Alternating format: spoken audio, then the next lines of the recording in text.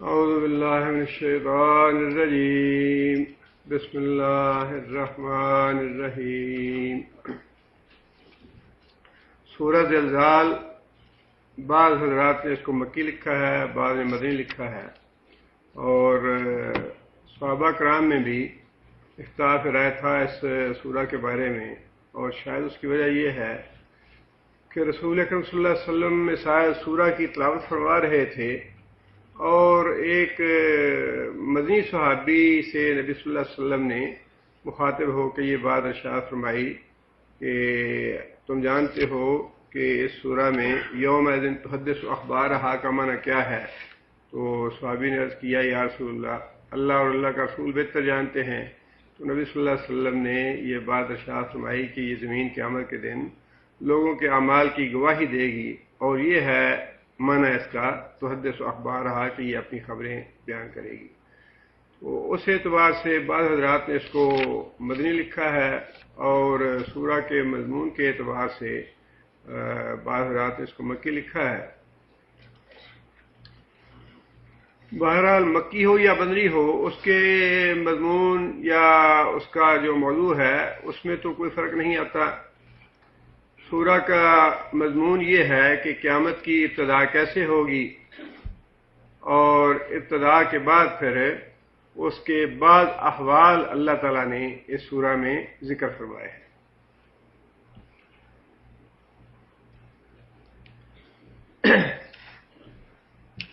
اس سورہ کے مضمون سے جہاں ہمیں یہ بات معلوم ہوتی ہے کہ قیامت کی ابتدا کیسے ہوگی اور قیامت کے احوال کیا ہوں گے، اس سے یہ بات بھی معلوم ہوتی ہے کہ قیامت کی ابتدا سے پہلے انسان کی یہ جو زندگی ہے یہ اس اعتبار سے بڑے آرام کی اور بڑے سکون کی زندگی ہے کہ اس زندگی کے بعد کے جتنے بھی مراحل ہیں وہ بڑے ہی کٹھن، بڑے ہی مشکل اور بڑے ہی تکلیف دہ ہیں. انسان کی یہ زندگی ختم ہونے کے ساتھ ہی ان مراحل کا سلسلہ شروع ہو جاتا ہے. جیسے ہی انسان کی، اور اسی لیے اس کو قیامت صغریٰ کہا جاتا ہے، انسان کی موت کو. انسان کی موت جو ہے وہ قیامت صغریٰ ہے. جس کی موت آ گئی اس کی قیامت کی ابتدا شروع ہو گئی، اس لیے کہ قیامت کے جو مراحل ہیں ان کا آغاز انسان کی موت سے ہی شروع ہوتا ہے. کہنے کو تو یہ کہا جاتا ہے چلے جی بندہ دنیا سے چلا گیا اور بندے کو سکون مل گیا. سکون نہیں ملتا. یہ تو محض ایک زندگی سے دوسری زندگی میں انسان کا انتقال ہوا ہے، تبدیلی ہوئی ہے. جس طرح انسان اس دنیا میں آنے سے پہلے ایک اور زندگی میں تھا، ایک اور حالت میں تھا جب انسان ماں کے پیٹ میں تھا، وہ بھی بہرحال ایک زندگی ہے، معین زندگی ہے 9 مہینے کی یا کم و بیش. بہرحال وہ بھی ایک زندگی ہے جو اس زندگی سے بالکل مختلف ہے. اسی طرح اس کے بعد، موت کے بعد، انسان مر کے مٹی تو ہوتا نہیں یا سلسلہ ختم نہیں ہوتا، بلکہ ایک نئے سلسلے کی ابتدا ہوتی ہے، اور وہ ابتدا بڑی کٹھن اور بڑی مشکل اور بڑی امتحان والی اور بڑی سخت زندگی. اس لیے نبی صلی اللہ علیہ وسلم کی ایک حدیث کا مفہوم یہ ہے کہ انسان کی ساری زندگی کے مصائب و آلام اور ساری تکلیفیں اور پریشانیاں اگر اکٹھی کر لی جائیں تو صرف ایک موت کے وقت کی تکلیف ان سب سے زیادہ ہے. اتنی شدید تکلیف ہے موت کی. اور پھر موت کے بعد جو دوسرا مرحلہ قبر کا ہے یا برزخ کا ہے، اللہ تعالیٰ معاف فرمائے اور اللہ تعالیٰ محفوظ رکھے.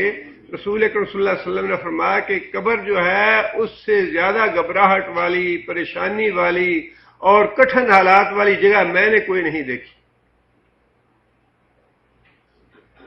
اور فرمایا کہ انسان کی موت کی ساری تکلیف اور اس کی دنیا کی ساری پریشانیاں اور تکلیفیں اور مصیبتیں اکٹھی کر دی جائیں تو قبر کی جو تکلیف ہے یا قبر کی آزمائش ہے وہ اس سے کہیں زیادہ بھاری ہے، کہیں زیادہ ہے.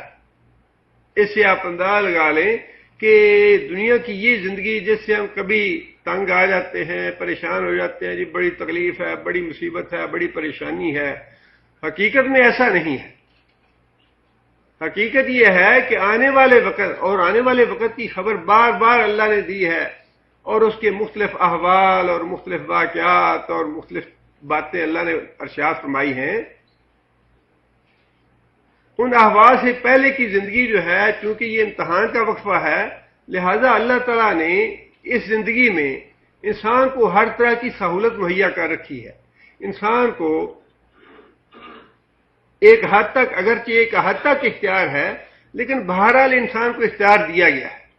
انسان جو چاہے وہ کرے، جو چاہے وہ سوچے، جب چاہے سو جائے، جب چاہے اٹھے، جس کے ساتھ کوئی ظلم زیادتی کرنا چاہے، جس کے ساتھ احسان اور نرمی کرنا چاہے، جو بھی کرنا چاہے، بہرحال موت سے پہلے کا وقت جو ہے اللہ تعالیٰ نے اختیار دیا ہے۔ اس لیے تو امتحان ہے یہ۔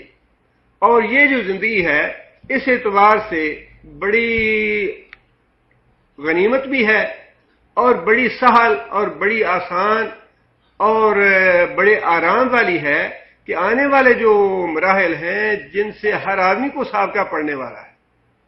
ایسے نہیں ہے کہ ہم تو مر چکے ہوں گے اور یہ جو حالات ہیں یہ تو شاید ان پہ پیش آئیں گے جو اس وقت زندہ ہوں گے، ایسی بات نہیں ہے۔ اس لیے کہ یہ تو اللہ تعالیٰ نے بات ارشاد فرمائی کہ قیامت کی ابتدا کیسی ہونی ہے، اور ابتدا کے ساتھ یہ تو صحیح ہے کہ جو اس وقت زندہ ہوں گے ایک مرحلہ تو ان پہ آئے گا، لیکن بعد کے جتنے مراحل ہیں ان میں سارے شریک ہوں گے، ہم بھی شریک ہوں گے، ہم سے پہلے بھی شریک ہوں گے، ہم سے بعد والے بھی شریک ہوں گے، اور جو قیامت کے پہلے مرحلے میں اس وقت موجود ہوں گے وہ بھی شریک ہوں گے۔ اور قیامت کی ابتدا جو ہے وہ جیسا کہ قرآن مجید میں بھی اور احادیث میں بھی اللہ اور اللہ کے رسول نے بتایا ہے، ابتدا تو ہوگی اس کی نفخ اول سے، 2 مرتبہ سور پھونکا جائے گا، بعض حضرات نے 3 مرتبہ لکھا ہے، لیکن وہ جو تیسری کیفیت ہے وہ بھی دراصل ہے پہلے سور کے بعد کی ایک درمیانی کیفیت ہے، لیکن جو واضح طور پہ قرآن اور حدیث سے بات ثابت ہے وہ یہ ہے کہ 2 نفخے سور ہوں گے جن سے قیامت کی ابتدا ہوگی۔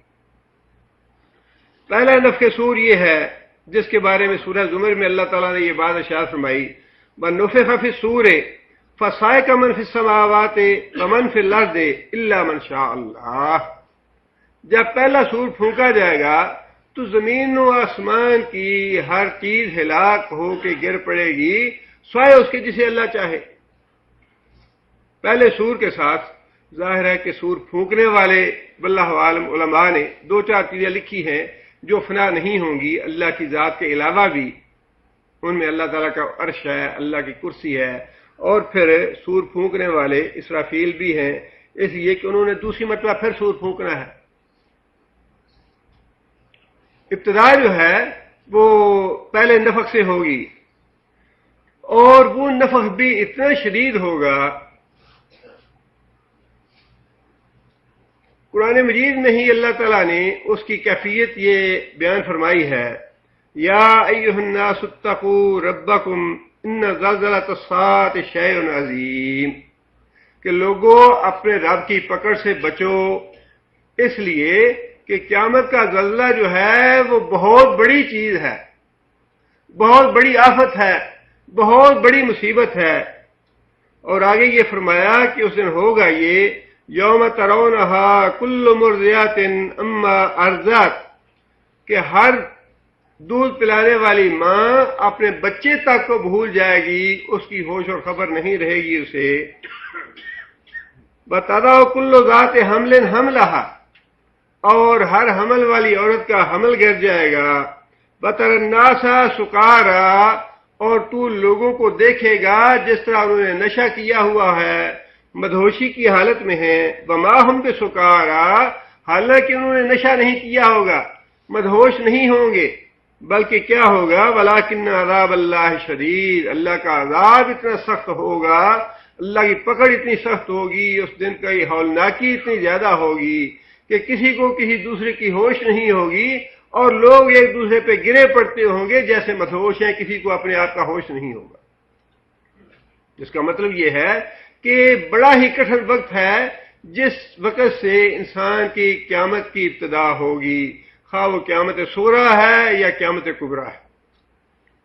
بہرحال یہاں جو اللہ تعالیٰ نے اس سورہ میں ذکر فرمایا وہ ذکر ہے دوسرے نفخ کا، اور پہلا نفخ اور دوسرے نفخ کے درمیان عرصہ کتنا ہوگا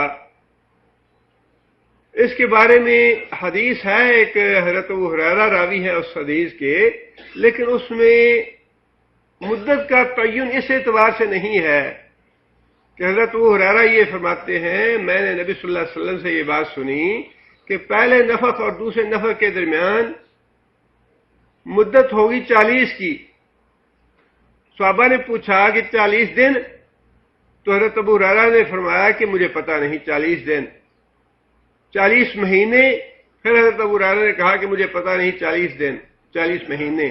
پھر پوچھا 40 سال، پھر حضرت ابو ہریرہ نے یہی بات کہی، جس کا مطلب یہ ہے کہ یا تو مدت مہینے، سال یا دن حضرت ابو ہریرہ بھول گئے، یا پھر انہوں نے نبی صلی اللہ علیہ وسلم سے ایسے ہی سنا۔ لیکن اس میں اس مدت میں ایک دو اور حدیثیں جو رسول اللہ صلی اللہ علیہ وسلم سے ثابت ہیں، وہ یہ ہیں کہ جب پہلا نفخ ہوگا تو جتنے بھی ذی روح ہیں سارے کے سارے باری باری کر کے ہلاک ہو جائیں گے، اور اس کے بعد اللہ تعالیٰ خود یہ بات ارشاد فرمائیں گے لمن الملک اليوم، آج کے روز بادشاہی کس کی ہے؟ اور نبی صلی اللہ علیہ وسلم نے فرمایا کہ 3 مرتبہ اللہ تعالیٰ یہ بات ارشاد فرمائیں گے کہ دنیا میں یہ دراصل جو دنیا میں ظالم لوگ، اللہ کے باغی اور سرکش لوگ اور وہ حکمران جنہوں نے دنیا میں تباہی مچائی ہوئی ہے، قتل و غارت مچائی ہوئی ہے، اپنے آپ کو سپر سمجھتے ہیں اور دنیا کی خون ریزی کرنا، دنیا کو ہلاک کرنا، بستیاں اجاڑنا، ملکوں کو برباد کرنا اپنا حق سمجھتے ہیں، ان کے لیے چیلنج ہے کہ اللہ تعالیٰ ان کو مخاطب کر کے فرمائیں گے کہ ظالموں بتاؤ کہ تمہاری بادشاہی آج کہاں گئی؟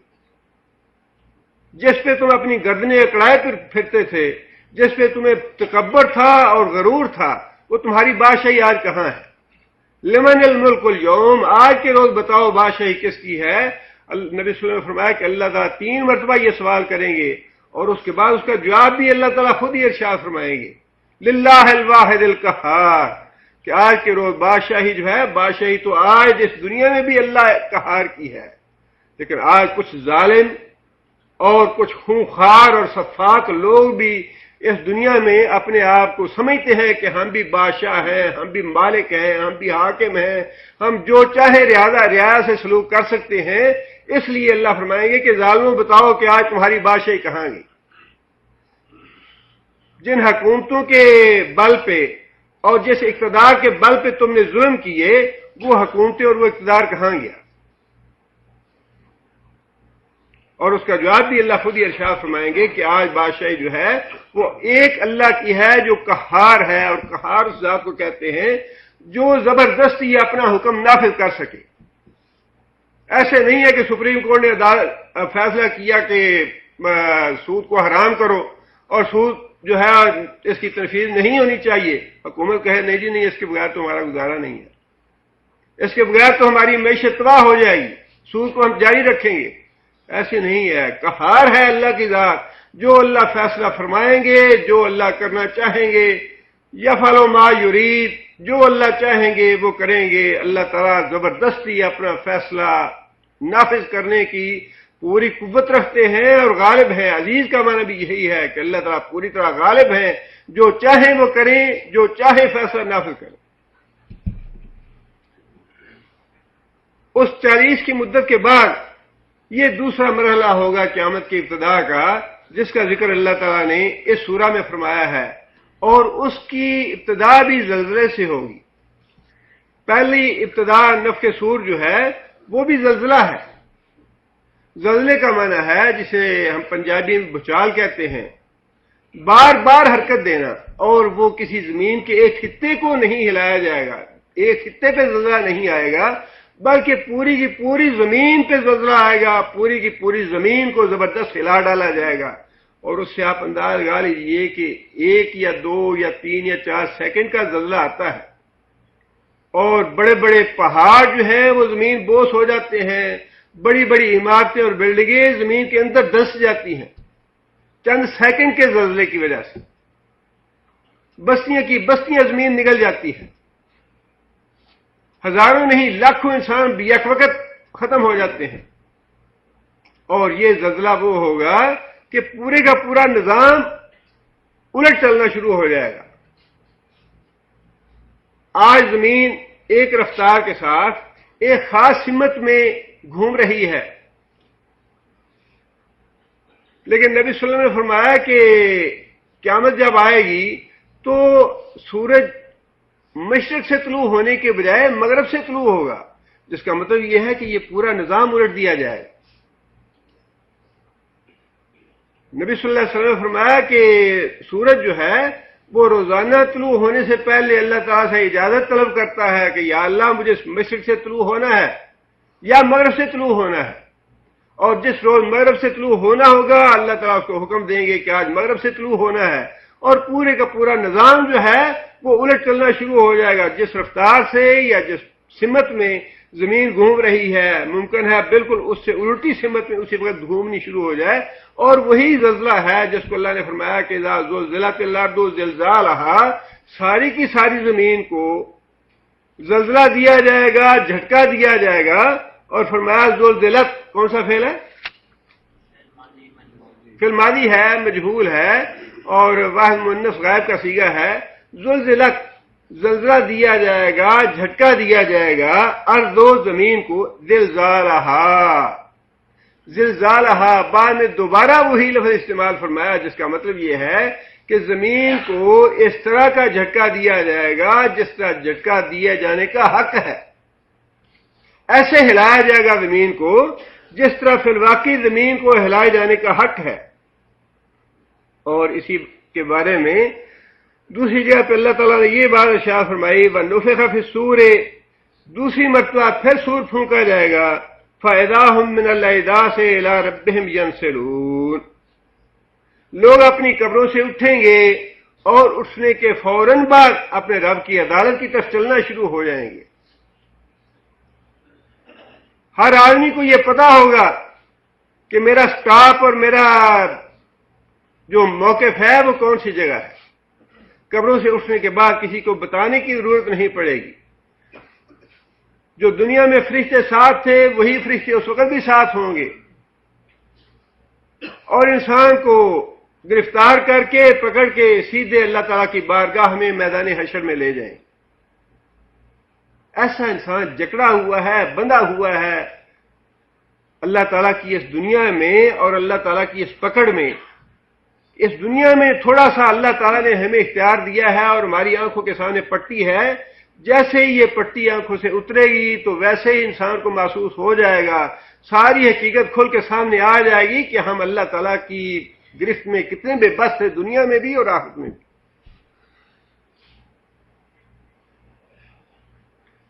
آگے پھر فرمایا کہ وَأَخْرَجَتِ الْأَرْضُ أَثْقَالَهَا، اخرجت کون سا فعل ہے؟ ماضی ہے، واحد مؤنث غائب کا صیغہ ہے، اور نکالے گی وہ زمین اثقالہا، ثقل کا معنی بوجھ، اثقال اس کی جمع ہے، اپنی بوجھ نکالے گی۔ یہاں پہ اللہ تعالیٰ نے ثقل کا لفظ استعمال فرما کے بڑا اس میں لطیف سی نکتہ ہے، لطیف سا، اِنَّا سَنُلْقِي عَلَيْكَ قَوْلًا ثَقِيلًا، اللہ تعالیٰ نے نبی صلی اللہ علیہ وسلم کو یہ بات ارشاد فرمائی، اِنَّا سَنُلْقِي عَلَيْكَ قَوْلًا ثَقِيلًا، کہ اے محمد صلی اللہ علیہ وسلم ہم آپ کی طرف ایک بھاری ذمہ داری ارسال کر رہے ہیں، ایک بھاری بوجھ تمہارے اوپر ڈال رہے ہیں۔ وہ بھاری بوجھ کیا تھا؟ منصب تھا رسالت کی ذمہ داری کا، رسالت کی ذمہ داری، نبوت کا فرض، اس کو اللہ نے فرمایا کہ یہ ذمہ داری جو ہے بڑا بوجھ ہے، ایک تمہارے اوپر ہم بھیج رہے ہیں، اور اس بوجھ کو، اس ذمہ داری کو تم نے پورا کرنا ہے۔ یہاں بھی اللہ تعالیٰ نے وہی لفظ استعمال فرمایا وَأَخْرَجَتِ الْأَرْضُ أَثْقَالَهَا کہ زمین جو ہے اپنا بوجھ، زمین کو ہم نے یہ ذمہ داری دے رکھی ہے، زمین کو ہم نے یہ حکم دے رکھا ہے کہ یہ جو بوجھ ہیں یہ تمہارے پاس امانت ہیں، اور تمہاری ذمہ داری یہ ہے کہ جس دن میں تمہیں حکم دوں یہ سارے کے سارے بوجھ نکال کے باہر پھینک دینا۔ سنفرغ، دو چیزوں کو اللہ تعالیٰ نے ثقل کہا ہے اس دنیا میں، سنفرغ لکم ایھا الثقلان، ثقلان دو بوجھ، کون سے ہیں دو بوجھ؟ جن اور انسان۔ سورہ الرحمن میں ہم یہ پہلے پڑھ چکے ہیں، فَبِأَيِّ آلَاءِ، اگلی آیت جو ہے وہ یہی ہے، فَبِأَيِّ آلَاءِ رَبِّكُمَا تُكَذِّبَانِ، اے جن و انس تم اللہ تعالیٰ کی کون کون سی نعمت یا احسان کا انکار کرو گے یا اس کو جھٹلاؤ گے۔ سنفرغ لکم ایھا الثقلان کہ اے زمین کے دو بوجھ جو ہم ابھی تمہارے لیے فارغ ہوئے جا رہے ہیں تمہارا حساب لینے کے لیے، قیامت کے حوالے سے اللہ نے یہ بات ارشاد فرمائی۔ اور یہ بوجھ جو ہے یہ زمین کے اندر موجود ہے، جنات کے بارے میں اللہ بہتر جانتے ہیں، لیکن انسانوں کے جو بوجھ ہیں وہ تو اس زمین کے اندر موجود ہیں، اور یہ ذمہ داری اللہ نے دے رکھی ہے زمین کو کہ یہ امانت تمہارے پاس ہے قیامت تک کے لیے، اور جب میں تمہیں حکم دوں گا یہ ساری کی ساری جو بوجھ ہے یا ساری کی ساری امانت یہ میرے حوالے کرنی ہے تم نے۔ وَقَالُوا أَإِذَا ضَلَلْنَا فِي الْأَرْضِ أَإِنَّا لَفِي خَلْقٍ جَدِيدٍ، یہی پھیر تھا کافروں کو یا جو منافق ہیں یا جو مشرک ہیں یا جو منکر ہیں اللہ تعالیٰ کی ذات کے، کہ یہ کیسے ممکن ہے کہ زمین میں جب ہم دفن کر دیے جائیں انسان مٹی ہو جائے، اس کا گوشت اور اس کی ہڈیاں سب کچھ زمین کے ذرات بن جائیں، آئنہ لفی خلق جدید، تو یہ پھر کیسے ممکن ہے کہ ہم دوبارہ نئے سرے سے پیدا ہو جائیں۔ قل یتوفاکم ملک الموت الذی وکل بکم ثم الی ربکم ترجعون، اللہ نے فرمایا کہ انہیں یہ کہو کہ یہی تو تمہاری غلط فہمی ہے، یہی تو تمہیں عقل کا پھیر لگا ہوا ہے جو تم سمجھتے ہو کہ زمین میں مر کے ہم مٹی ہو جائیں گے، زمین میں مر کے تم مٹی نہیں ہو جاتے۔ یتوفاکم، تمہارا جو اصل روح ہے وہ تو ملک الموت اپنے ہاتھوں میں قبض کر کے اوپر لے جاتا ہے، کہیں اور لے جاتا ہے، وہ زمین میں جاتا کہاں ہے؟ وہ تو ہمارے پاس امانت ہے وہ بھی، اور زمین میں جو کچھ جاتا ہے وہ بھی ثقل ہے، وہ بھی امانت ہے زمین کے لیے، اور جس روز وہ امانت لینا چاہوں گا زمین کو حکم دوں گا وہ پوری کی پوری امانت میرے حوالے کر دے گی۔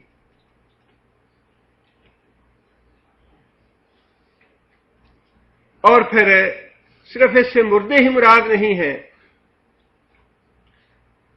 بلکہ زمین کے اندر وہ سارا مال و دولت، سونا اور چاندی، جس کی وجہ سے بڑی خوریز جنگیں ہوتی ہیں، انسان بھائی بھائی کا دشمن بن جاتا ہے، آپس میں لڑائی جھگڑے ہوتے ہیں، خون ریزی ہوتی ہے، قتل و غارت ہوتی ہے، اپنے حقیقی خون کے رشتے جو ہیں اپنے رشتوں کو وراثت کی خاطر قتل کر ڈالتے ہیں۔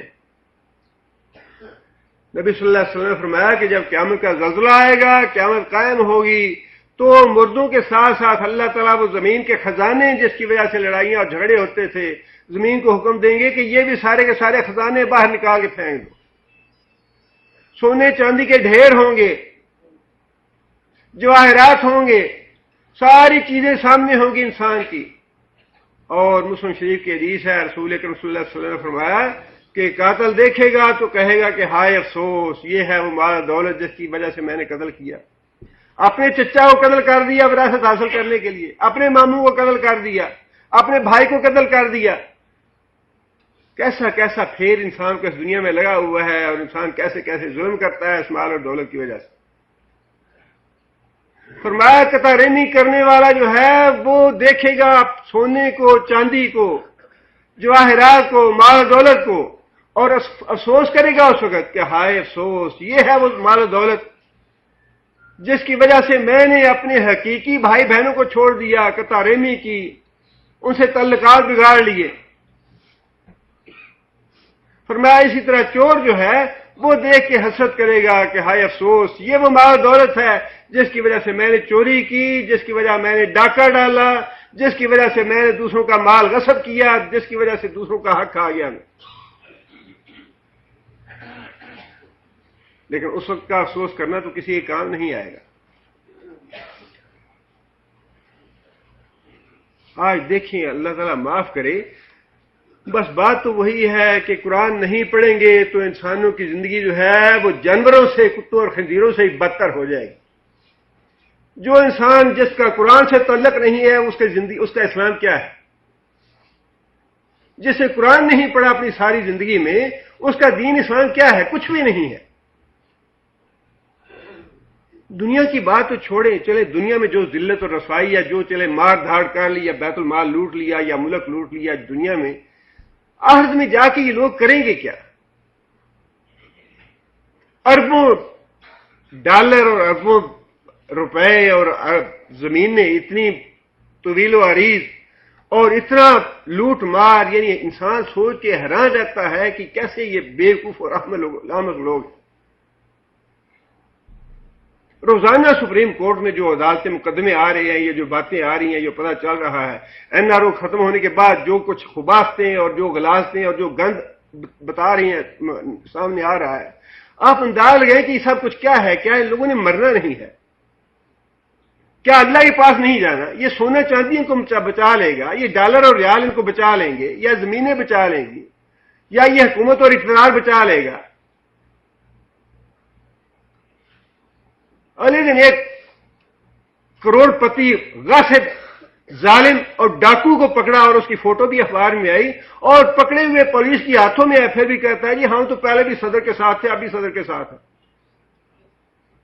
تمہیں اللہ کی پکڑ سے بچا لے گا وہ؟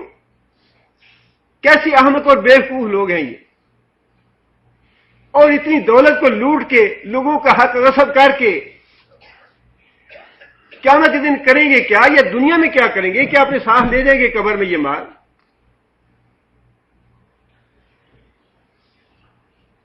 اور یہ ساری باتیں قیامت کی نشانیوں میں سے ہیں۔ رسول اکرم صلی اللہ علیہ وسلم نے فرمایا ہے کہ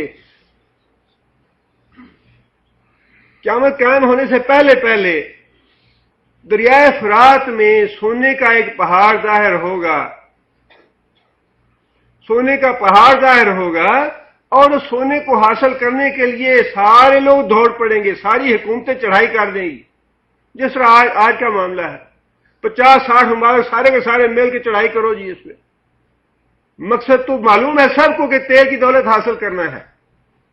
کبھی ادھر کی بات ہے، یہ دہشت گرد رہتے ہیں یہاں، ٹیررسٹ ہیں یہاں پہ، اور کیمیائی ہتھیار ہیں ان کے پاس، بڑے خطرناک ہیں یہ دنیا کو تباہ کر دیں گے، دنیا کا امن خراب کر دیں گے، برباد کر دیں گے۔ لیکن بات تو وہی ہے کہ دنیا کی مال اور دولت اور وسائل ثروت جو ہیں ان پہ قابض ہونا چاہتے ہیں، اس کی وجہ سے ساری خوریزی اور جنگیں ہیں یہ۔ اور نبی صلی اللہ علیہ وسلم نے فرمایا قیامت قائم ہونے سے پہلے پہلے سونے کا پہاڑ ظاہر ہوگا، اور ظاہر ہے اللہ تعالیٰ فتنہ جو ہے یہ اللہ تعالیٰ کی طرف سے آئیں گے اور آزمائش ہوگی لوگوں کی۔ نبی صلی اللہ علیہ وسلم نے فرمایا کہ سونے کے پہاڑ پہ اتنی جنگ ہوگی، اتنی جنگ ہوگی، 99% لوگ اس جنگ میں مارے جائیں گے دنیا کی، اتنی جنگ ہوگی۔ اور دوسری حدیث میں فرمایا کہ جو آدمی اس موقع کو پائے وہ اس پہاڑ کے قریب نہ جائے، وہ اسے لینے کے لیے کچھ نہ جائے، اس لیے کہ سراسر نقصان ہے وہ۔ نبی صلی اللہ علیہ وسلم نے تو ایک ایک بات سے جو فتنے کی تھی اس سے متنبع کر دیا، خبردار کر دیا کہ لوگوں یہ کام نہ کرنا، یہ نہ کرنا، یہ نہ کرنا۔ فرمایا دجال ظاہر ہوگا، جو بچا ہے وہ بچا رہے، اس کے سامنے نہ جانا، بہت بڑی آزمائش ہے وہ۔ اسی طرح فرمایا کہ سونا لے کی شوق میں اس طرف نہ بھاگ پڑنا، بہت بڑا فتنہ ہوگا وہ۔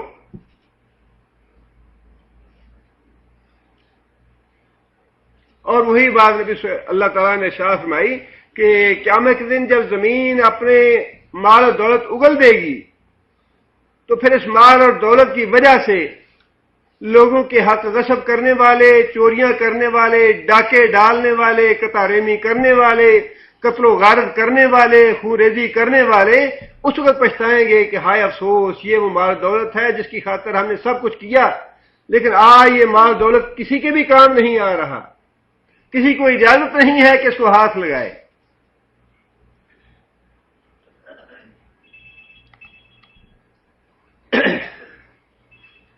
اور پھر آگے اللہ فرماتے ہیں وقال الانسان ما لها. ایک اور بات بھی نبی صلی اللہ علیہ وسلم نے فرمائی زمین کے اسقال میں سے، زمین کے بوجھوں میں سے، لیکن اس کی اگلی آیت میں الگ سے بھی وضاحت آ رہی ہے، اور وہ ہے زمین کے اندر جو انسان کے اعمال کی شہادتیں ہیں، وہ بھی اللہ تعالیٰ کے حکم پہ زمین پیش کر دے گی اللہ کی بارگاہ. وقال الانسان ما لها. اور اس روز انسان یہ کہے گا ما لها کہ یہ کیا ہو رہا ہے.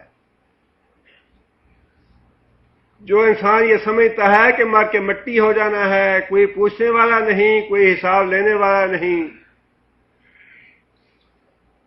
آج جو سب سے لچا ہے سب سے اونچا ہے، اور اونچا اسی لیے ہے کہ اس کو اللہ کا ڈر نہیں ہے، اللہ کا خوف نہیں ہے، کوئی پکڑنے والا نہیں ہے، کھا جاؤ سارا ملک بیچ کے کھا جاؤ. اس دن پھر انسان جب یہ چیزیں سامنے آئیں گی، قیامت کا زلزلہ ہوگا، زمین اپنے بوجھ نکال باہر پھینکے گی، انسان کو دوبارہ زندہ کر دیا جائے گا، تو پھر انسان کی جان پہ بنے گی، اور پھر انسان یہ سوچے گا کہ یہ سارا کچھ کیا ہو رہا ہے، میں تو اس کی توقع نہیں کر رہا تھا، میں نے تو کبھی اس کے بارے میں سوچا نہیں تھا کہ یہ بھی ہوگا. جب انسان کے لیے کوئی غیر متوقع بات ہو جائے تو پھر انسان اس طرح کی باتیں کرتا ہے کہ یہ کیوں ہو رہا ہے، یہ کیسے ہو رہا ہے.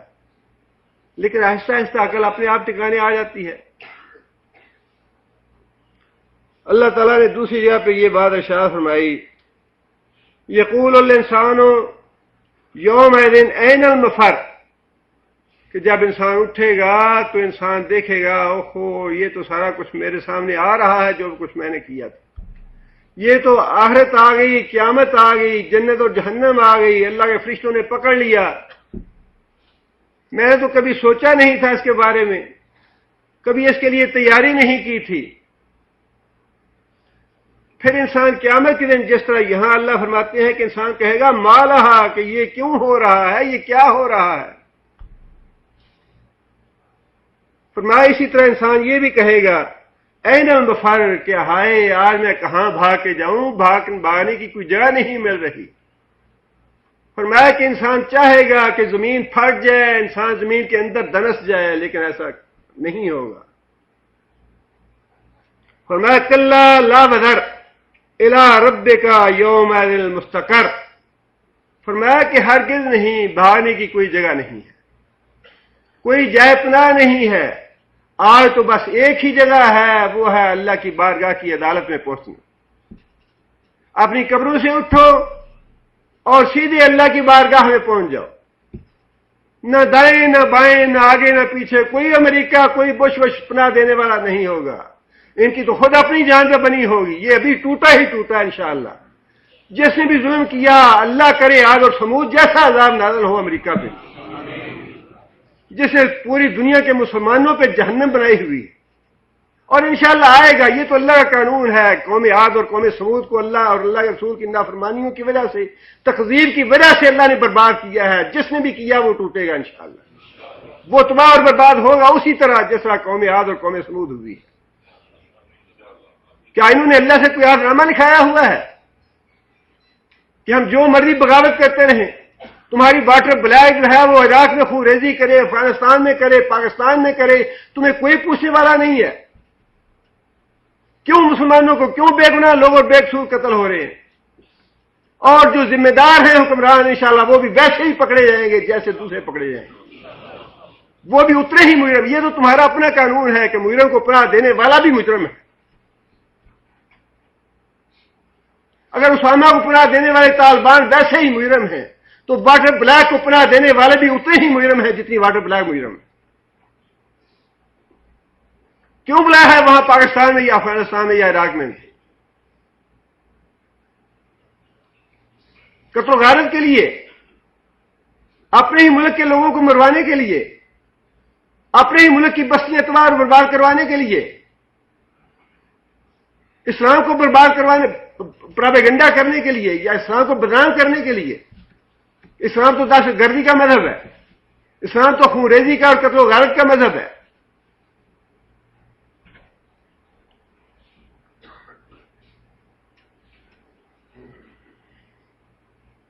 یہ آج تمہیں احساس نہیں ہے، لیکن یہ بڑی جلدی پتہ چل جائے گا کہ اللہ کی بارگاہ سے بھاگنے والی کوئی جگہ نہیں ہے، نہ ہی کوئی پناہ دینے والا ہے۔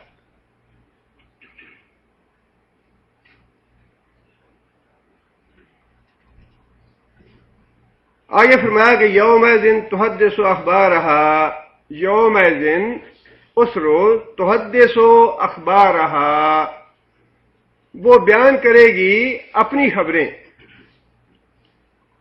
جیسا کہ میں نے عرض کیا، رسول اکرم صلی اللہ علیہ وسلم نے صحابی سے یہ بات پوچھی کہ تم جانتے ہو کہ زمین کی خبریں کیا ہیں؟ صحابی نے عرض کیا کہ اللہ اور اللہ کا رسول بہتر جانتے ہیں۔ نبی صلی اللہ علیہ وسلم نے فرمایا کہ زمین کی خبریں یہ ہیں کہ جس آدمی نے جو کچھ بھی کیا ہوگا اس زمین کے اوپر، اچھے کام کیے ہوں گے یا برے کام کیے ہوں گے، قیامت کے دن زمین ان کی گواہی دے گی۔ اور اس کے بارے میں بعض چیزیں جو ہیں وہ وضاحت کے ساتھ نبی صلی اللہ علیہ وسلم نے ارشاد فرمائی ہیں۔ ایک تو بات یہ ارشاد فرمائی کہ جو آدمی اذان دیتا ہے اس کی اذان کی آواز جہاں تک پہنچتی ہے وہاں تک کے سارے انسان، وہاں کے حجر، وہاں کے شجر اور جتنی بھی چیزیں وہ سنتی ہیں وہ ساری کی ساری قیامت کے دن اس کی اذان کی گواہی دیں۔ سجدے والی جگہ کے بارے میں رسول اکرم صلی اللہ علیہ وسلم نے یہ بات ارشاد فرمائی کہ جہاں بھی انسان سجدہ کرتا ہے وہ زمین قیامت کے دن گواہی دے گی اس کے سجدے کی۔ حجر اسود کے بارے میں اللہ تعالیٰ نے، نبی صلی اللہ علیہ وسلم نے یہ بات ارشاد فرمائی کہ جو بھی آدمی اس کا استلام کرے گا قیامت کے دن حجر اسود اس کے بارے میں گواہی دے گا، جس کا مطلب یہ ہے کہ زمین کے بارے میں تو خاص طور پہ نبی صلی اللہ علیہ وسلم نے فرمایا کہ لوگوں اس زمین سے بچ کے رہنا، اپنے آپ کو اس زمین کے اوپر تنہا نہ سمجھو۔ جو بھی انسان تنہائی میں گفتگو کرتا ہے یا عمل کرتا ہے اور انسان یہ سمجھتا ہے کہ کوئی اس کا گواہ نہیں ہے، کوئی دیکھنے والا نہیں ہے، کوئی سننے والا نہیں ہے، یہ انسان کی حماقت اور بیوقوفی ہے۔ یہ در و دیوار اور یہ زمین اور ہوا اور جو کچھ بھی یہاں موجود ہے وہ سارے کے سارے سن بھی رہے ہیں، دیکھ بھی رہے۔ فرمایا کہ زمین سے بچ کے رہنا، قیامت کے دن یہی زمین یا تمہارے خلاف گواہی دے گی یا تمہارے حق میں گواہی دے گی۔ حضرت علی رضی اللہ تعالیٰ عنہ کے بارے میں آتا ہے کہ جب بیت المال خرچ کرتے تھے، خزانہ بیت المال سے پیسے خرچ کرتے تھے تو 2 رکعت نفل ادا کرتے، اللہ کا شکر ادا کرتے اور اس کے بعد زمین کو گواہ بناتے کہ اے زمین تو گواہ رہنا کہ میں نے بیت المال کو حق کے ساتھ بھرا تھا، حق کے ساتھ خالی کیا ہے۔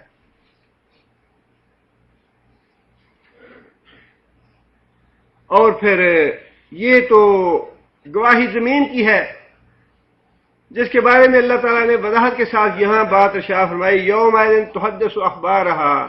لیکن یہ اکیلی گواہی انسان کے بارے میں نہیں ہے، انسان تو ایسے جکڑا ہوا ہے، ایسے جکڑا ہوا ہے کہ انسان بیوقوف اور احمق ہے جو سمجھتا ہے کہ کوئی مجھے دیکھ نہیں رہا یا سن نہیں رہا۔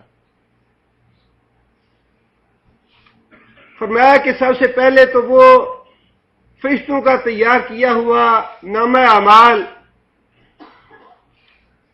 جو پیدا ہونے کے دن سے ہی اللہ تعالیٰ 2 فرشتے مقرر کر دیتے ہیں ہر انسان کے لیے دائیں اور بائیں۔ وَإِنَّ عَلَيْكُمْ لَحَافِظِينَ كِرَامًا كَاتِبِينَ يَعْلَمُونَ مَا تَفْعَلُونَ، کہ تمہارے اوپر ہم نے 2 محافظ مقرر کر رکھے ہیں، کرامن کاتبین ہیں، تمہارا نامہ اعمال لکھنے والے ہیں، اور قیامت کے دن وہ تمہارا نامہ اعمال تمہارے سامنے پیش کر دیں گے۔ اور اس نامہ اعمال کے علاوہ فرمایا کہ ایک گواہی انسان کے اعضاء کی ہوگی. انسان جھگڑالو تو بہت ہے، اور دنیا میں بھی جتنے جھگڑے ہیں ان میں سے 90% جھگڑے ایسے ہوتے ہیں کہ جن میں انسان جانتا ہے کہ میں غلط ہوں، میری غلطی ہے، اس میں نے گناہ کیا ہے، لیکن انسان اپنے آپ پہ پردے ڈالتا ہے، انسان دفاع کرتا ہے اپنا. ہم تو کورٹ میں جا کے اپنا مقدمہ لڑیں گے، صاف پتا ہے کہ گناہ گار ہے، لوٹا ہوا ہے اور لوٹ گھسوٹ کی ہوئی ہے، سب کچھ پتا ہے، لیکن اس کے باوجود نہیں ہم تو مقدمہ لڑیں گے جا کے اس عدالت میں. انسان کو سب کا پتا ہوتا ہے. اور یہی بات قیامت کے دن ہوگی. اللہ تعالیٰ کی بارگاہ میں انسان انکار کرے گا اپنے اعمال کی. نہیں یا اللہ، میں نے کوئی قتل نہیں کیا، میں نے کوئی لوٹ مار نہیں کی، میرے تو ہاتھ بالکل صاف ہے. اور انسان اللہ سے بات کرے گا، اللہ سے یہ کہے گا، یا اللہ کیا تو نے مجھے ظلم سے پناہ نہیں دی؟ اللہ فرمائیں گے ظلم سے پناہ دی ہے میں نے. انسان کہے گا کہ یا اللہ اگر مجھے ظلم سے پناہ دی ہے تو میں آج اپنے علاوہ کسی دوسرے ریکارڈ کی یا کسی گواہی قبول نہیں کروں گا، نہ کسی فرشتے کی، نہ کسی ساتھی کی، نہ کسی زمین کی، نہ کسی اور کی گواہی قبول کروں گا. میں تو صرف آج اپنی ہی گواہی قبول کروں گا، اس کے علاوہ کسی کی گواہی قبول نہیں کروں گا. اب کتنا بھی انسان جھگڑالو ہے، کتنا انسان اپنے آپ کو چلا کر ہوشیار بنا لے، اللہ کو تو عاجز کوئی نہیں کر سکتا، اللہ سے تو آگے کوئی نہیں بڑھ سکتا. اللہ فرماتے ہیں الیوم نختم علی افواہہم، ہم کہیں گے ٹھیک ہے جو تم چاہتے ہو ہم بھی ویسا ہی کریں گے. اللہ تعالیٰ اس کی زبان کے اوپر مور لگا دیں گے جو بڑی چاتر اور بڑی ہوشیار اور بڑی چلاک ہوگی کہ نہیں جی نہیں، میں تو نہیں مانتا تو نہ مانو، جاؤ جہنم میں. اللہ تعالیٰ اس کی زبان پہ مور لگا دیں گے. اور اللہ فرماتے ہیں وَتُكَلِّمُنَا أَيْدِيهِمْ، اور پھر اس کے ہاتھ ہمارے ساتھ کلام کریں گے. وَتَشْهَدُ أَرْجُلُهُمْ، اور اس کے پاؤں گواہی دیں گے بِمَا كَانُوا يَكْسِبُونَ، جو کچھ وہ دنیا میں کرتے رہے. انسان تو احمق ہے جو یہ سمجھتا ہے کہ دیکھنے کی قوت تو صرف آنکھ میں ہے، جس کی آنکھ نہیں وہ دیکھ نہیں سکتا. یہ تو احمقوں کی بات ہے. اللہ رسول نے فرمایا کہ قیامت کے دن بعض لوگوں کو اللہ تعالیٰ سر کے بال اٹھائیں گے. صحابہ نے عرض کیا یا رسول اللہ یہ کیسے ہوگا؟ اللہ کے رسول نے صرف اتنی بات ارشاد فرمائی کہ جو اللہ تعالیٰ کی ذات انسان کو 2 پاؤں پہ چلانے پہ قادر ہے، وہ اللہ تعالیٰ انسان کو سر کے بل چلانے پہ قادر کیوں نہیں ہے؟ فوراً صحابہ نے کہہ دیا بلا ربنا، ہمارے رب کی قسم کیوں نہیں، ایسا ہی ہوگا کہ انسان سر کے بل چلے گا.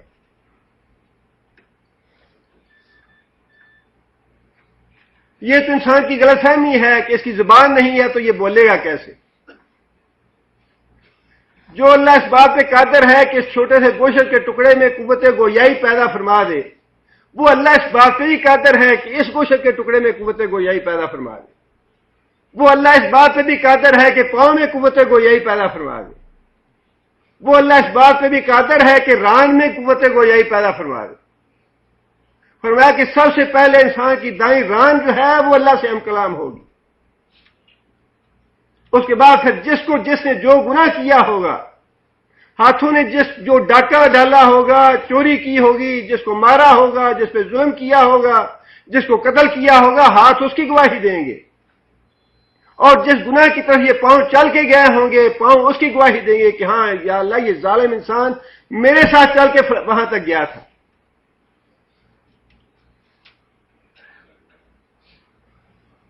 حرام کاری اور بدکاری کی گواہی یہ آنکھیں دے گی، یا اللہ جن چیزوں کو دیکھنے سے تو نے منع کیا تھا، ان آنکھوں کے ساتھ میرے ساتھ اس نے حرام کاری کی اور حرام چیزوں کو دیکھا اس نے. یہ کان گواہی دیں گے کہ یا اللہ جن چیزوں سے تو نے منع کیا تھا سننے سے، میرے کانوں کے ساتھ یہ سنتا رہا سب کچھ. فرمایا کہ انسان کے اپنے ہاتھ اور پاؤں اور اپنے اعضاء کی گواہی ہوگی. اور پھر اس کے علاوہ چوتھی گواہی اور بھی ہوگی، زمین کی گواہی، نامہ اعمال کی گواہی، اعضاء کی گواہی. اور چوتھی گواہی یہ ہوگی، نبی صلی اللہ علیہ وسلم نے فرمایا کہ قیامت کے دن بعض امتیں جو ہیں وہ انکار کریں گی کہ ہمارے پاس تو کوئی نبی نہیں آیا تھا. نوح علیہ السلام کی قوم انکار کرے گی کہ ہمارے پاس کوئی نبی نہیں آیا. اور نوح علیہ السلام کو اللہ بلائیں گے کہ اے نوح تمہاری قوم انکار کرتی ہے, کیا تم نے میرا پیغام نہیں پہنچایا انہیں؟ نوح علیہ السلام کہیں گے یا اللہ میں نے تیرا پیغام پہنچایا. اللہ تعالیٰ پوچھیں گے تیرا گواہ کون ہے؟ نوح علیہ السلام کہیں گے کہ یا اللہ میرے گناہ محمد صلی اللہ علیہ وسلم اور امت محمدیہ ہے. اور اللہ نے فرمایا کہ وَكَذَلِكَ جَعَلْنَاكُمْ أُمَّةً وَسَطًا لِتَكُونُوا شُهَدَاءَ عَلَى النَّاسِ وَيَكُونَ الرَّسُولُ عَلَيْكُمْ شَهِيدًا. اللہ کے رسول نے فرمایا کہ جو آدمی اس بات کا ثبوت مانگنا چاہے کہ قیامت میں نوح علیہ السلام کیوں بنائیں گے گواہ امت محمدیہ کو, وہ یہ آیت پڑھ لے کہ اللہ نے خود یہ بات ارشاد فرمائی ہے جعلناکم امۃ وسطا لتکونوا شہداء علی الناس, کہ باقی ساری امتوں پہ تم لوگ گواہی دو گے. اور امت محمدیہ سے بھی یہ پوچھا جائے گا کہ تمہیں یہ کیسے معلوم ہوا کہ قوم نوح کے پاس پیغمبر آیا تھا.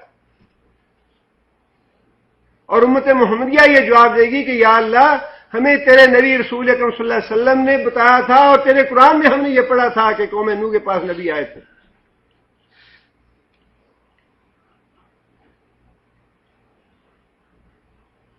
اور اسی آیت کی تفسیر اور وضاحت میں علماء نے یہ لکھا ہے کہ رسول اکرم صلی اللہ علیہ وسلم اپنی امت کے بارے میں گواہی دیں گے, وہی گواہی جو حجۃ الوداع کے موقع پہ نبی صلی اللہ علیہ وسلم نے صحابہ کرام سے لی اور اللہ تعالیٰ کو بھی گواہ بنایا, اللہم اشہد اللہم اشہد اللہم اشہد, جس کے بارے میں صحابہ نے کہا تھا بلغتا یا رسول اللہ ادیتا یا رسول اللہ, یا رسول اللہ آپ نے حق رسالت ادا کر دیا, آپ نے حق تبلیغ ادا کر دیا.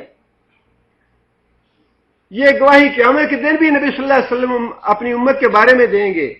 اور پھر اسی طرح امت کے جو علماء اور فضلاء ہیں وہ اپنے اپنے زمانے کے لوگوں پہ گواہی دیں گے کہ یا اللہ ہم نے رسول اکرم صلی اللہ علیہ وسلم کا پیغام ان تک پہنچایا تھا. قیامت کے دن کوئی آدمی انکار نہیں کر سکے گا کہ یا اللہ میرے پاس تیرا دین پہنچا نہیں ہے, یا اللہ تیری توحید آئی نہیں ہمارے پاس. ہر زمانے کے علماء اور فضلاء جو ہیں اپنے اپنے زمانے کے لوگوں پہ گواہی دیں گے کہ یا اللہ رسول اکرم صلی اللہ علیہ وسلم کی احادیث اور تیرا قرآن ہم نے لوگوں کو پڑھ کے سنا دیا تھا, تیرے پیغام پہنچا دیے تھے. یہ چار گواہیاں قیامت کے دن ہر انسان کے سامنے ہوں گی. اس کا نامہ اعمال جو فرشتوں نے تیار کیا ہے, اور پھر اس کے اعضاء کی گواہی, اور پھر زمین کی گواہی, اور پھر اس زمانے کے علماء اور فضلاء کی گواہی. یہ چار گواہیاں کوئی بھی انسان انکار نہیں کر سکے گا. جیسا انسان نے عمل کیا ہوگا, اگر دین کا کوئی کام کیا ہے, نیکی کا کام کیا ہے, خیر اور بھلائی کا کام کیا ہے, وہ بھی محفوظ ہوگا اور اللہ کی بارگاہ میں وہاں انسان دیکھ لے گا. اور اگر کوئی برائی کی ہے, گناہ کیا ہے, فسق و فجور کیے ہیں, وہ بھی سارے کے سارے موجود ہوں.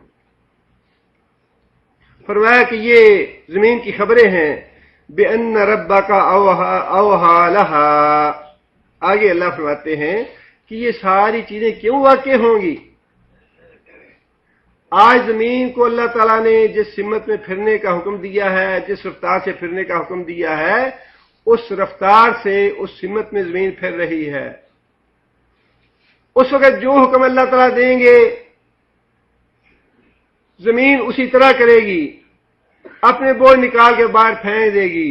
بِأَنَّ رَبَّكَ أَوْحَىٰ لَهَا, کیونکہ تیرے رب نے اوہا وحی کی اشارہ کیا, حکم کیا, لہا اس زمین کو.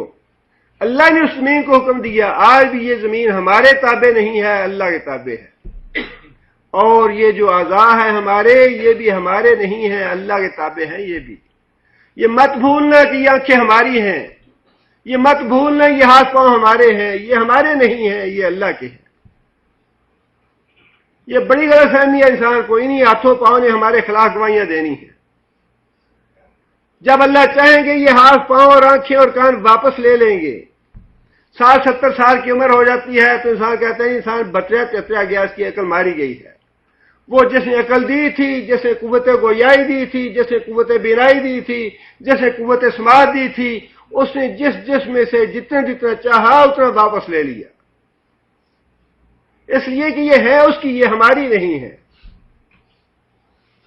جس طرح یہ مال اور دولت ہمارا نہیں ہے، اللہ نے فرمایا رزقناہم، ہم نے رزق دیا ان کو، کسی کو زیادہ دیا، کسی کو کم دیا، کسی کو دے کے واپس لے لیا، کسی سے واپس لے کے پھر دے دیا۔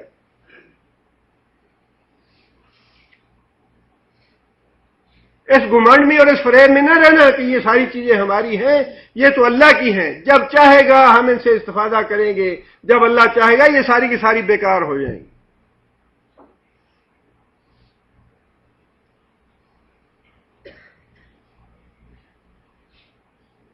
ہمارے دوست تھے، وہ بیمار ہو گئے، ہسپتال میں داخل ہوئے، اور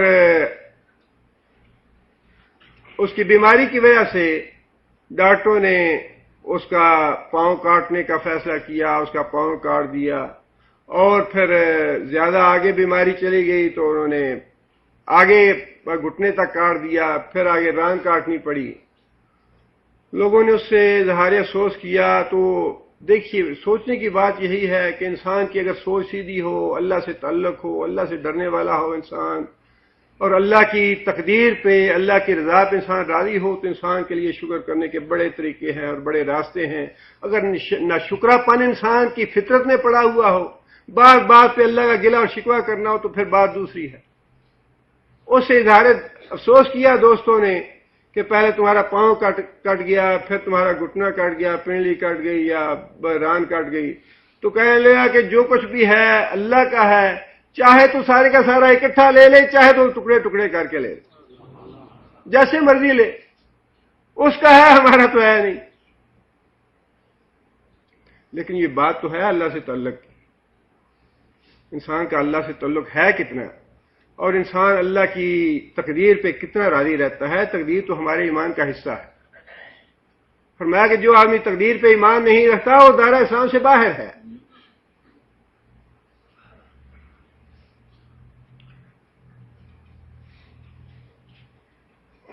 اور پھر یہی ہے کہ جو کچھ بھی اللہ تعالیٰ زمین کو حکم دے گی، جیسا حکم دے گی، آج بھی وہی بات ہے، قیامت کے دن بھی وہی بات ہے، لیکن قیامت کے دن بات فرق یہ ہے، آج بعض چیزیں انسان محسوس نہیں کرتا، صرف ایمان بالغیب کی بات ہے۔ جتنا جتنا ایمان ہے اتنا اتنا انسان کو یقین ہے۔ جس کا ایمان کمزور ہے اس کا یقین بھی کمزور ہے، لیکن قیامت کے دن یہ بات، یہ فرق مٹ جائے گا۔ قیامت کے دن سارے کے سارے اپنی کھلی آنکھوں سے سب کچھ دیکھ لیں گے۔ وما ادراک ما یوم الدین ثم ما ادراک ما یوم الدین یوم لا تملک نفس لنفس شیئا والامر یومئذ للہ۔ اس دن ہر انسان کی آنکھیں کھل جائیں گی کہ امر تو صرف اللہ کی ذات کا ہے، دنیا میں اور کسی کا امر نہیں۔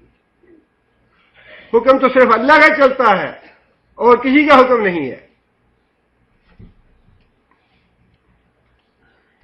آگے پھر اللہ نے یہ بات ارشاد فرمائی، یومئذ یفطر الناس اشتاتا، اس روز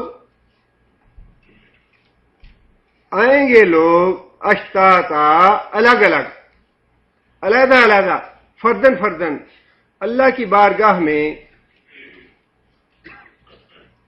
کوئی جتھا بن کے نہیں آئے گا، کوئی کنبہ اور قبیلہ بن کے نہیں آئے گا، کوئی کسی کے ساتھ دینے والا نہیں ہوگا، نہ بیٹا ساتھ ہوگا، نہ ماں ساتھ ہوگی، نہ بھائی ساتھ ہوگا۔ ساتھ کیا ہونا ہے، بلکہ اس دن تو آدمی انسان نے رشتہ داروں سے بھاگے گا۔ اور اس سے بھی بڑھ کے اللہ تعالیٰ نے سورہ معارج میں یہ بات ارشاد فرمائی کہ اس دن انسان اپنے سارے رشتہ داروں کو اپنے سامنے دیکھے گا، لیکن یود المجرم لو یفتدی من عذاب یومئذ ببنی، انسان یہ چاہے گا کہ آج میں جہنم کے عذاب سے بچ جاؤں بیٹے کو جہنم میں ڈال کے۔ بیٹا جہنم میں جاتا ہے، چلا جائے، میں بچ جاؤں کسی طرح۔ جس کو انسان دھوکے سے، فریب سے ڈگریاں دلاتا ہے، ہاں جی بی اے کیا ہوا ہے، الیکشن لڑنا ہے، اور بعد میں ڈگریاں، یہ دیکھیں اللہ معاف کرے، کہاں کوئی عقل کی بات بھی ہونی چاہیے۔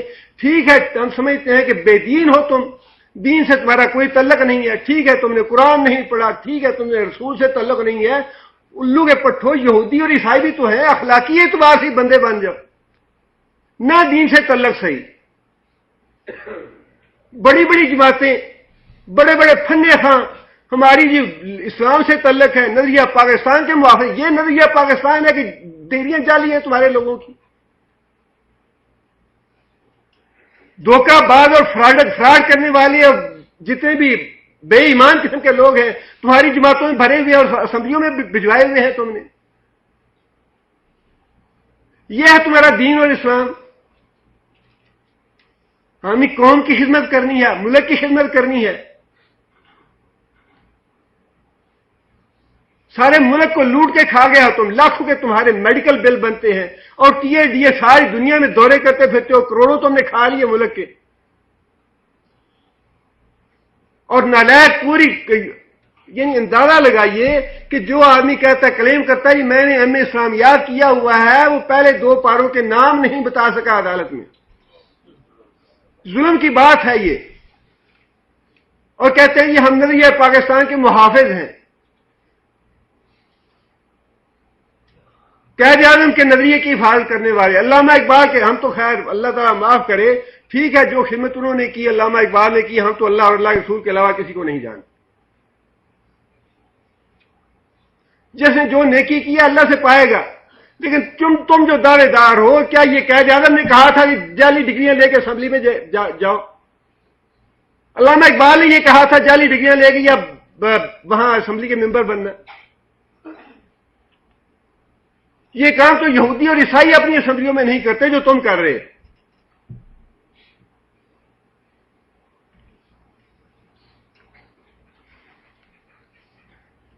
فرمایا کہ اس روز جب انسان اپنا کیا چٹھا سامنے دیکھے گا تو فرمایا کہ چاہے گا کہ اپنے بیٹے کو جہنم میں بھیج دے، خود جہنم سے بچ جائے. اور فرمایا کہ وصاحبت ہی واخی، اور چاہے گا کہ میری بیوی جہنم میں چلی جائے، میرا بھائی جہنم میں چلا جائے، مجھے جہنم سے بچا لیا جائے.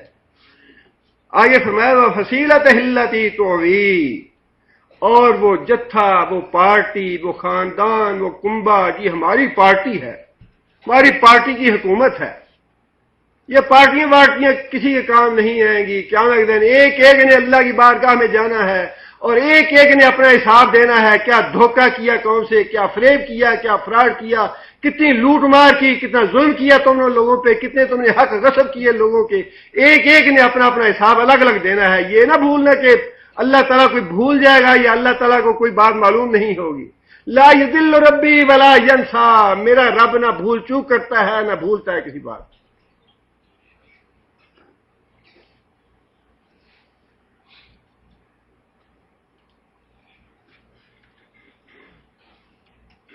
اور آگے فرمایا کہ ومن فی الارض جمیعا، چاہے گا کہ یہ ساری کی ساری پارٹی جہنم میں چلی جائے، میرا سارے کا سارا خاندان جہنم میں چلا جائے، سارا کنبا اور قبیلہ جہنم میں چلا جائے، سارا جو گاؤں ووٹ دینے والا ہے مجھے یہ سارے کا سارا جہنم میں جائے، میں بچ جاؤں آج اس سے.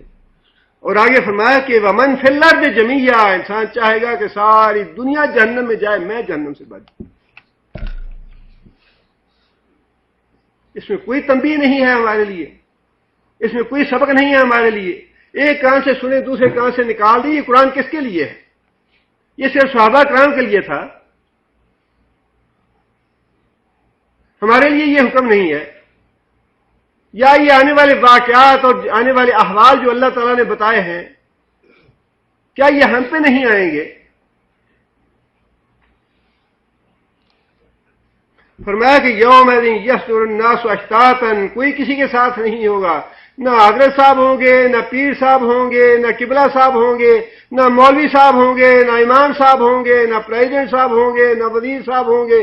کوئی کسی کے ساتھ نہیں ہوگا. جو جیسا ہے، ننگا ہے، بے ختنہ ہے، بغیر جوتوں کے ہے، بغیر کپڑوں کے ہے، جس طرح ماں کے پیٹ سے پیدا ہوا ویسے اکیلا تنہا ننگا اللہ کی بارگاہ میں پہنچے گا.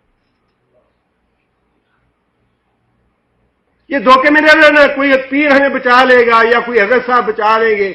اور جو یہ 12ویں والے 13ویں والے اور داتا صاحب اور فلاں فلاں، یہ ان کا اپنا پتہ نہیں ان کا اپنا کیا حال ہے.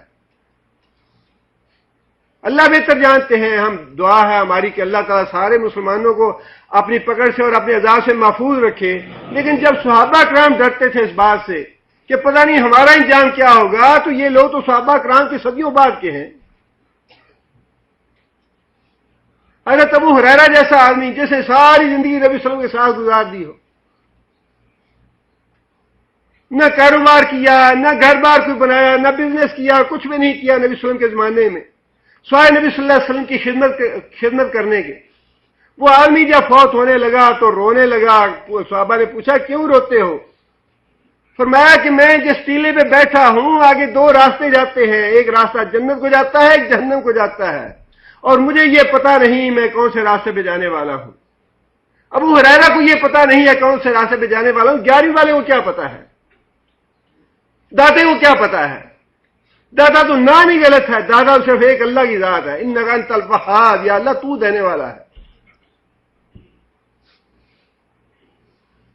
فرمایا اشتاقاً، اکیلے اکیلے آؤ گے. یہ دماغ سے غلط فہمی نکال دو کہ کوئی ہمارا ہاتھ پکڑ کے لے جائے گا. کوئی ہاتھ نہیں پکڑنے والا. جو کیا ہے خود بھگتو گے، جو بویا ہے وہ خود کاٹو گے.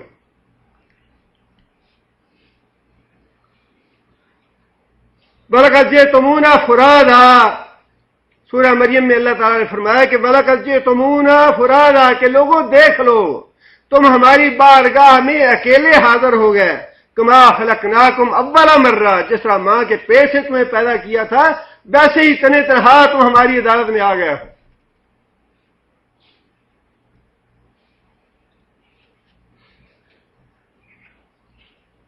لِيُرَوْا أَعْمَالَهُمْ، تاکہ دکھائے جائیں ان کو ان کے اعمال، جو کرتوتیں کر کے آئے ہو، جو تم نے کاوشیں کی ہیں، جو تم نے جد و جہد کی ہے خواب بے دینی پھیلانے کے لیے، فحاشی پھیلانے کے لیے، ظلم کرنے کے لیے، قتل و غارت کے لیے، جو کچھ بھی تم نے کیا ہے قیامت کے دن تم کو دکھا دیا جائے گا. اور اگر اسلام کی خدمت کے لیے کوئی کام کیا ہے، دین کی خدمت کا کام کیا ہے، اللہ کے رسول کی رضا کا کام کیا ہے، وہ بھی اس کو دکھا دیا جائے گا کہ تم دین کی یہ کام کر کے آئے ہو، دین کا یہ خدمت کر کے آئے ہو. آگے اللہ نے یہ بات ارشاد فرمائی فَمَن يَعْمَلْ مِثْقَالَ ذَرَّةٍ خَيْرًا يَرَهُ فَمَن يَعْمَلْ مِثْقَالَ ذَرَّةٍ فَمَن، پس جو شخص یعمل عمل کرے گا یا کرتا ہے مثقال ذرۃ، ایک ذرہ کے برابر بھی، خیرن بھلائی کا، یرہ وہ اس کو دیکھ لے گا قیامت کے دن. مطلب یہ ہے کہ ایک ذرہ برابر بھی جو عمل ہے انسان کا وہ اللہ ضائع نہیں کریں گے. وَمَن يَعْمَلْ مِثْقَالَ ذَرَّةٍ شَرًّا يَرَهُ، اور جس نے ذرہ برابر برائی کی، ذرہ برابر برائی، وہ بھی دیکھ لے گا قیامت کے دن.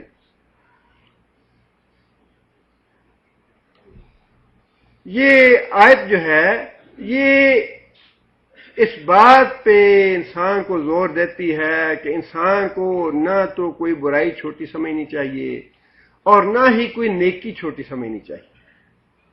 نیکی کا چھوٹے سے چھوٹا موقع بھی انسان کو ضائع نہیں ہونے دینا چاہیے.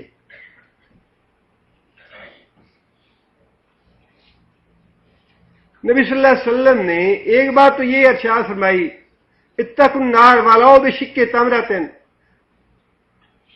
کہ کھجور کا ایک چھوٹا سا ٹکڑا دے کے بھی اگر جہنم سے بچ سکو تو بچو.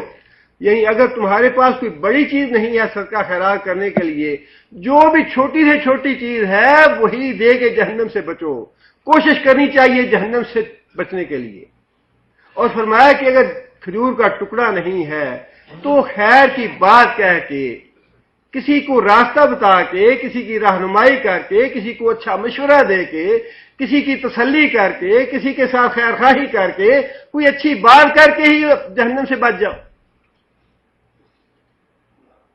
اور نبی صلی اللہ علیہ وسلم نے خاص طور پہ عورتوں کو یہ حکم دیا کہ تم میں سے کوئی بھی عورت اپنی ہمسائی کو تحفہ دینا نہ بھولے، خواہ بکری کا ایک کھور ہی کیوں نہ ہو.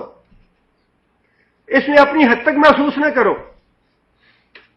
اور یہ اللہ تعالیٰ معاف کرے، یہ بس ایسے چند سالوں میں ہی عدل بدل الٹ پلٹ ہو گیا ہے کہ اپنے ماں باپ کی باتیں آپ ہم دیکھ لیں، اپنے جو گاؤں یا شہر یا بستی میں رہن سہن کے عادات و اطوار، طور طریقے، اور ہمارے گھر کی خواتین کے جو معاملات ہوتے تھے، ہماری اپنی جو مائیں اور بہنیں، ان کا کیا طرز عمل یہی نہیں تھا کہ اپنے ہمسائے میں خیر خیال رکھنا، اور ہمسائے میں کوئی پتہ ہوتا تھا کہ بھئی اس کا کھانا پینا کیسا ہے، غریب ہے امیر ہے، اس کے گھر کوئی چیز بھیجنی ہے، کوئی لینی دینی لین دین۔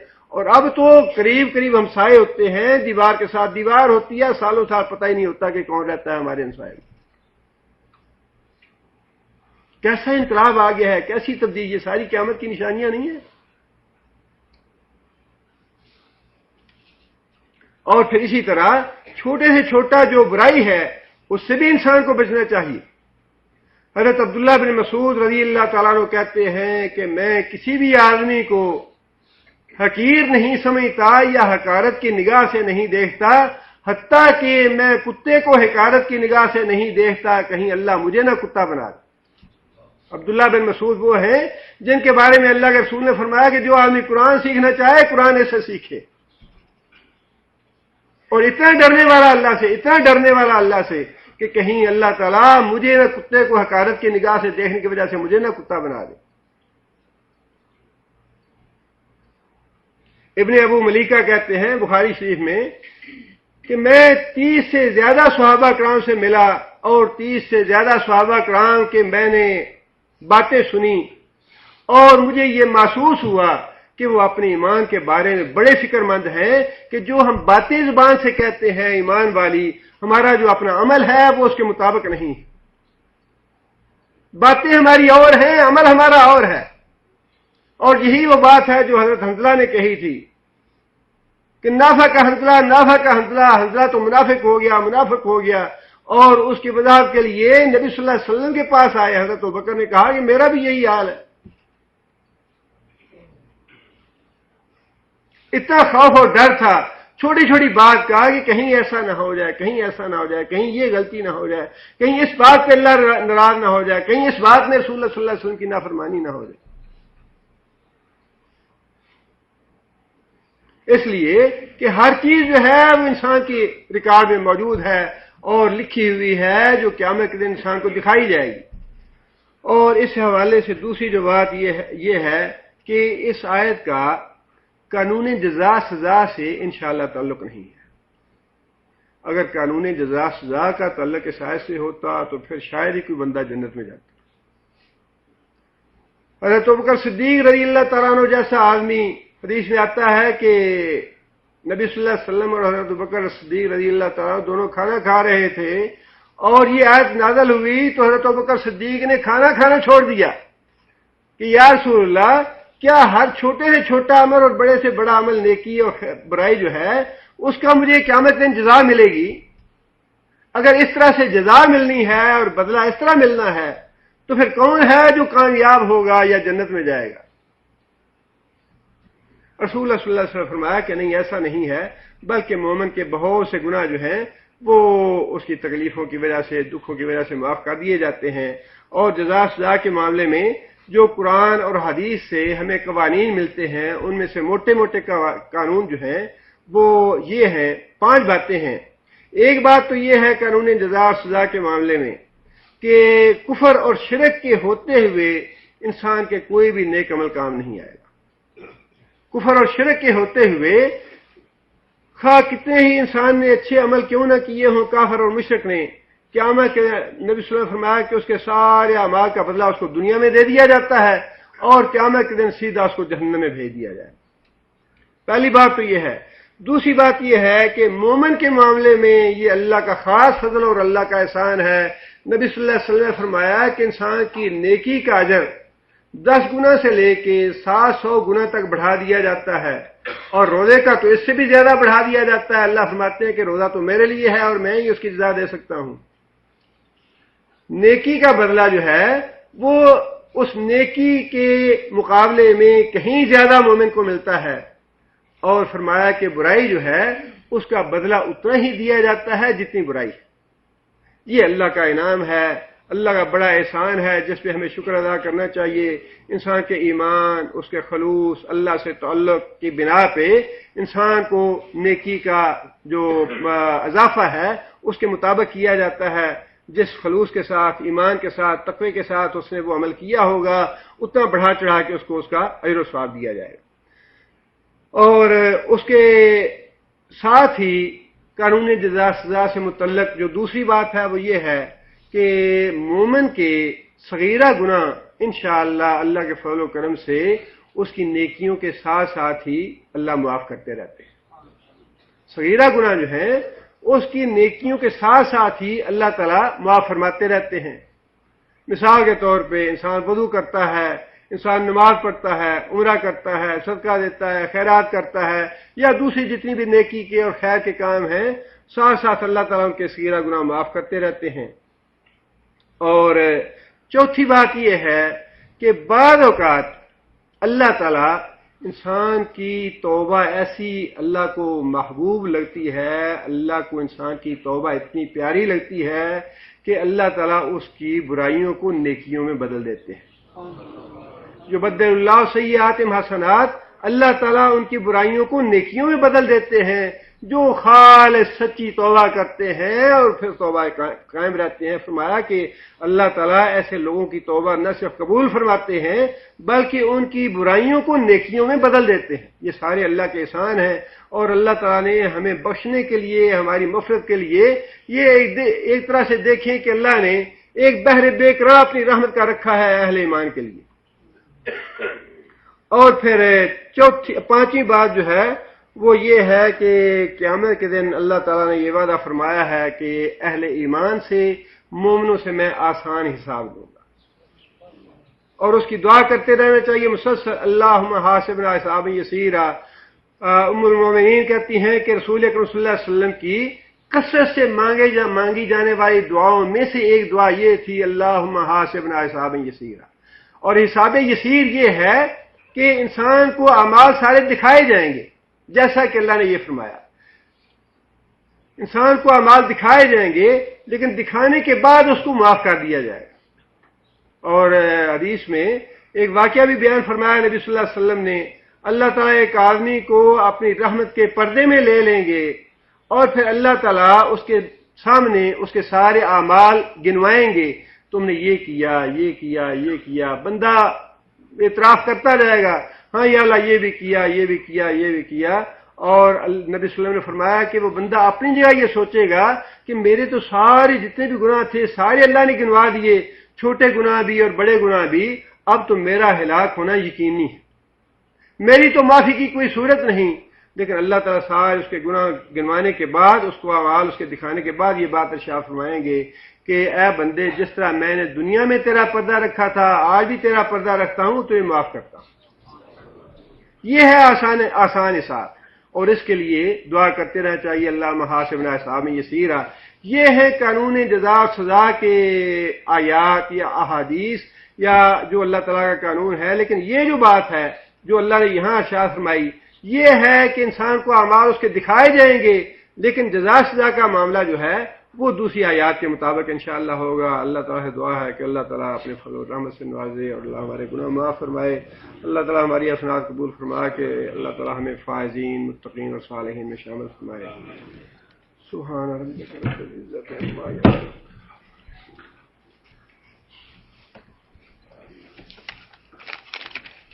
أعوذ بالله من الشيطان الرجيم. بسم الله الرحمن الرحيم. إذا زلزلت الأرض زلزالها وأخرجت الأرض أثقالها وقال الإنسان ما لها يومئذ تحدث أخبارها بأن ربك أوحى لها يومئذ يصدر الناس أشتاتا ليروا أعمالهم فمن يعمل مثقال ذرة خيرا يره ومن يعمل مثقال ذرة شرا يره